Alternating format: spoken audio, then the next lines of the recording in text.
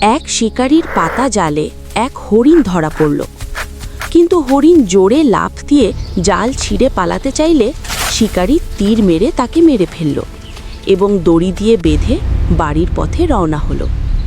পথে সে একটি বুনো শূকর দেখতে পেল, তাকেও তীর ছুড়ল, কিন্তু যখন শূকর মরার আগে শিকারীর ওপর ঝাঁপিয়ে পড়ে দুজনেই মারা গেল।